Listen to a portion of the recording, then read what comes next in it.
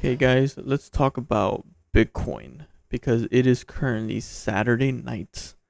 We're expecting a full trading week next week, although currently, due to futures being closed, I want to wait off to talk about Mara and potentially even the S&P 500 till tomorrow when Sunday's futures open to get a better idea what's going on because I think we're still waiting on a lot of this like macro war news and rather negotiations going to happen. A lot of that back and forth negotiation. So we've seen that with you know Ukraine and so many other things. So at this point, I'm just going to focus on Bitcoin.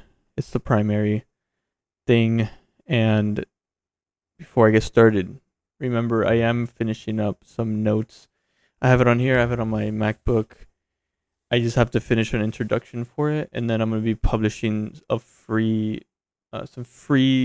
very simple summary of my experience trading and what I look for on Bitcoin and the S&P.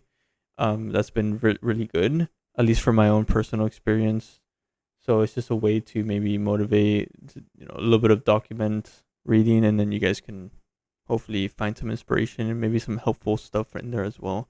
But it's just based on my own personal experience. So with that being said, guys, once that's up, I will let you guys know. But the Discord will know first before YouTube, and then on top of that, we also have updates for those notes that'll be coming out. So it's gonna look really messy, and then I'll be uploading new updated PDFs, organizing them. It's just to get it out.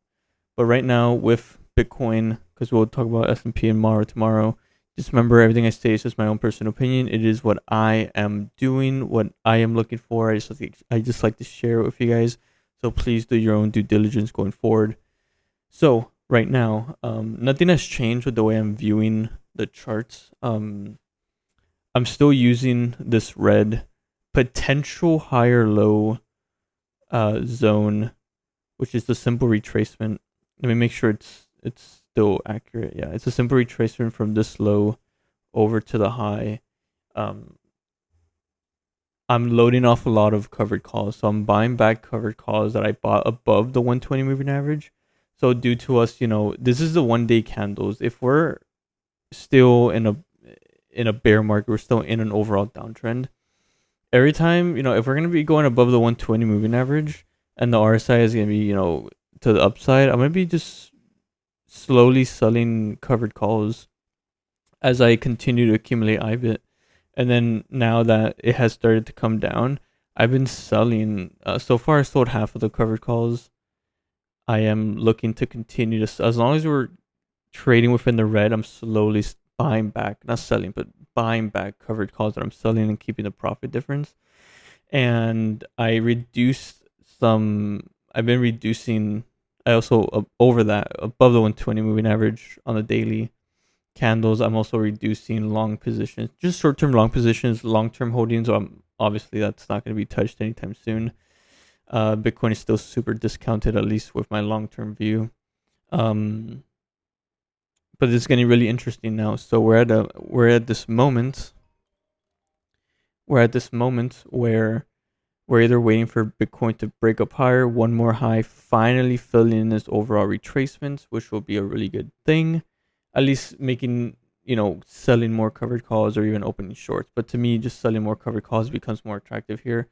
If not, if I just start buying back the rest of them, and then we just start to go lower, then through the alternative path, which also is ideal. I mean, the sooner we can just come down to overall, what I currently believe is the bear market low, which is between 23.8K and 52.1K, roughly 40K, roughly around there, 35 to 45. If this as a moment, and I don't think it's going to change, this is my bear market low estimate. It also respects a long-term ascending support line. Then the idea here is that I really want to focus the majority of my swing trade positions, most of those buys, I want it to be down here. So as of right now with Bitcoin, I'm focusing on position sizing, which is what matters in the overall picture. See, if we fill this blue zone, all it is, so I've said this many times before, we've never seen a 0.5 properly fill This one back here did, but this was just the start. So it properly filled, indicating a strong move down. Um, we had another strong move, but we couldn't get, obviously this was way too early. Bigger picture retracement, it wasn't gonna fill with this small one. So now looking at these, in order to have a strong, every time we have one large dip, in order to have a strong, confidence on rather now we're looking at the potential final dip, I would like retracements to happen very, very nicely. So we did fill the zone, indicating, it's a larger downtrend to continue. We finally hit it. Retracement started at 96K. We broke over 96K briefly, and then we got pushed down. Not very likely right now. We're in it right now. We're living in this trade. It's the possibility of this being the actual low and we're going to start going up higher is super weak. We're not seeing aggressive uptrends where retracements get respected very, very easily. Like if I were to show you guys micro retracements, like they're broken every time. We go to the next one, they're broken. They're constantly. I mean, this one didn't just break retracement. It went all the way down and broke the previous swing low. These are super weak. They're not like super strong in my opinion, and we're not seeing clear lower lows and lower highs then get reconverted into like inverse head and shoulders and then higher lows and higher highs like we saw last year. I mean, if you guys remember, this was amazing. I love this. We were keeping track of this right here so well, and which was the larger picture reversal. We didn't see that. This was still part of the bull market. But the thing is, I really want to see, ideally, this fill. But here's the plan. If we're going to use this as the higher low, we're buying back those covered calls, holding the profit, and then letting the rest of the short-term swing positions with IBIT rally up, increasing our profit, then we sell out there. If that doesn't happen, we still have the majority, because remember, we sold and took profit of the majority of the position on our conservative bull market top estimate, which started at 114.5K. The majority at that point, and during this time when Bitcoin was topping out, I was making videos and I was telling you guys like it's a good idea to not have mostly invested in Bitcoin. It turned out to be a good idea, but now it's the same thing, right? So having the majority of your cash outside of Bitcoin, it can be in the S&P, it can be whatever is a good time right now to hold. I mean, the S&P has been doing really, really great, so I'm not complaining. Choosing that instead of just holding cash. But the thing is, if we are able to go up higher, then the current shares that I am holding on to, some small, exposure, if we go up into this zone and we're at 90, I mean, if we go 83 plus, if we go to like 85 to 95K, I'm just going to be selling more covered calls with the idea that this is our first actual proper overall retracement where the price breaks up into a 0.5 retracement at least, or at least touches it. I want to already start selling covered calls at that point and then letting it come down. We buy back those covered calls, hold up profit, and then we can start redeploying, taking money out of S&P, taking money out of market funds, starting to put it back into Bitcoin at these levels. That's what I'm focused on. Instead, if we don't have the opportunity for some additional covered call trades, then the idea is that we're already selling covered calls, and at this point, I don't really have much left. So if next week we're still in the red, on Monday I plan to completely sell out of all of my covered call, or buy back the rest of the covered call positions. So it's just the shares themselves within this red. And if we don't bounce up, then I'll just let the current small position, just let it do its thing. We'll come down, and then I'm redeploying the majority of the funds back into Bitcoin at these levels, and then just letting this play out for higher prices. And this is going to take a while. Like, I don't really think this will happen.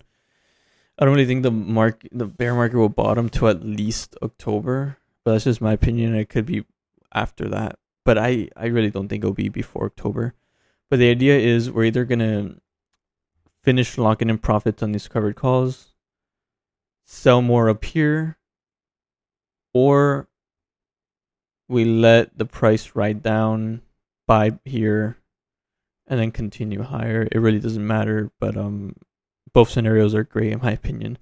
I'll keep you guys updated on this is what I'm looking for, but as of right now, it's holding, so we're looking for higher prices.